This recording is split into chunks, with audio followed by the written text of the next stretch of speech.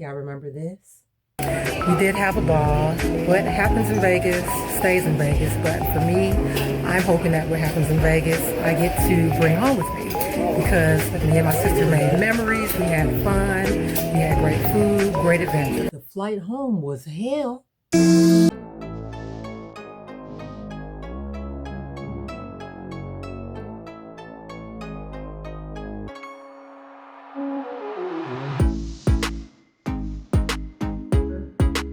All the flying that I have done, I am on high alerts.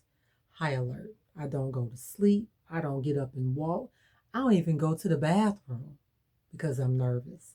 But I'm better than I was.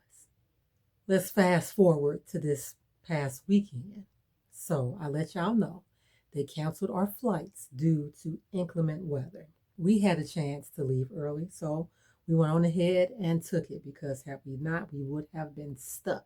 So everything happens for a reason, right?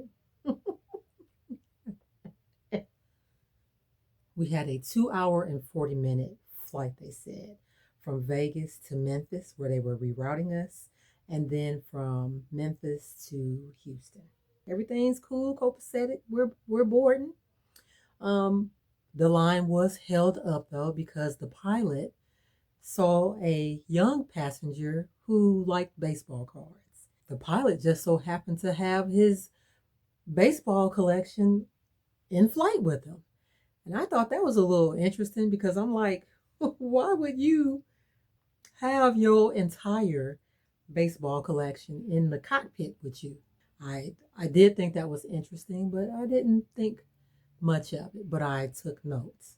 Everybody's sitting down in their seats, everybody's ready. Pilot gets on talking about how flight control has rerouted us to Memphis and how bad the weather is. He told us to stay buckled up until he cut off the seatbelt signs. Stewardess gets on the mic and lets us all know how we're on a brand new Airbus and it has all the bells and whistles. However, the internet has an issue, so let's not worry about that until we're in the air, as well as the air conditioning.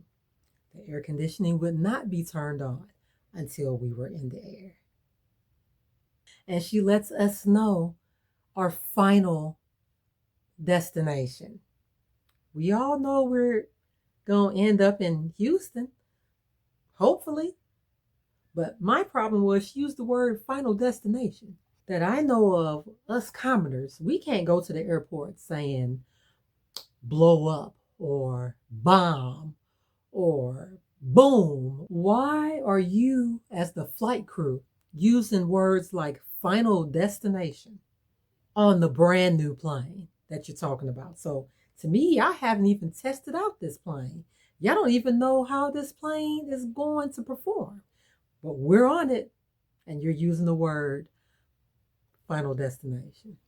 We are sitting toward the back of the plane. I've never sat this far. So, but we took what we could get so we could get home.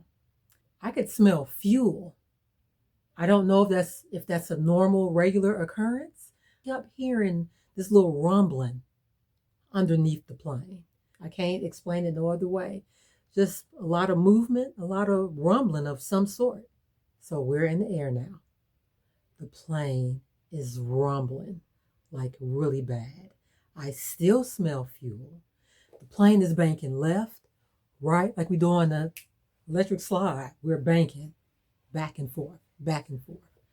Over 20 minutes, we're in the air. Seatbelt sign is still on. I am a nervous wreck. I need my blood pressure medicine, and I don't take blood pressure medicine. I am clutching my pearls that I was not physically wearing. My eyes are now watering because I now realize that glory was truly obtainable because we were very close to heaven. And all of a sudden, in the middle of his announcement, the plane, just a sudden, that sent me overboard at that point. I have now broken completely down. I am silently crying real tears. My eyes are closed so tight You would have thought somebody welded them shut with crazy glue. I found a way to grab my sister, who was sitting next to me. Might I add, she's sleeping peacefully. I guess she sees that I am distraught, and she's now telling me, "Look at me, Cheryl. Look at me. Look at me." I can't do it. I can't look at her. She tells me, "Look at me, Cheryl." I finally look at her with tears in my eyes, and she says calmly, "Cheryl, if the plane goes down, it'll be quick. But also, God can make it where we all survive. Either way, you have to trust that the Lord's got us." This was her pep talk. This is what she said to me. I have more tears. And I realized that the surrounding people, they heard her. Because we all knew he was going down, the whole plane. She said, "You know what? Let me look out the window." She looked out the window, closed the window right back. She opened the window, closed the window right back. She was like, "Oh, it ain't no inclement weather. He just can't fly the damn plane."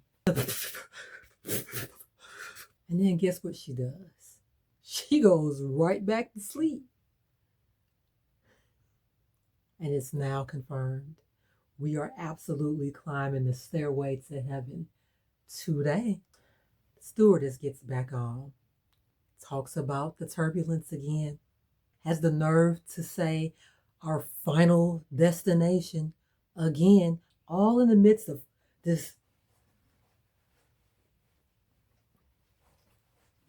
banking and bobbing and weaving that we're doing on a brand new plane. I need to know why she keeps saying final destination. She stated the final destination 3 times total on this plane. That wasn't funny to me. They're lying about this inclement weather. They're lying about this turbulence. I'm still smelling fuel. And I still keep hearing all this rumbling underneath the plane, like some little man is out there on the wing or underneath it, tearing the plane up. And you know what? I started to identify with the man on Twilight Zone.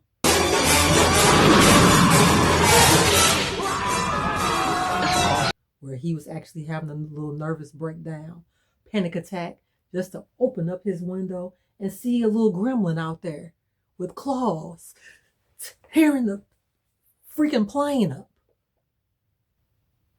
Right after her little final destination announcement, you know what she does? Saw that, right? She's running for her life. The plane nose is up in the air.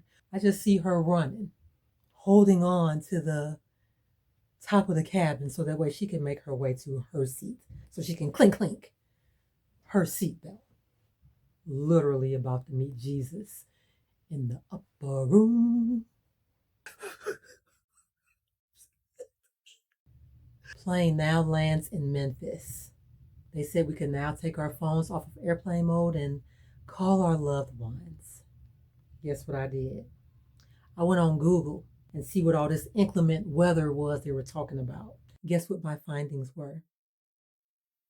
Not a strong gust of wind, a raindrop, a tornado, a tsunami, nothing, not now, nothing, nowhere. No inclement weather. Why y'all lying to us, Southwest? This is what I'm trying to figure out.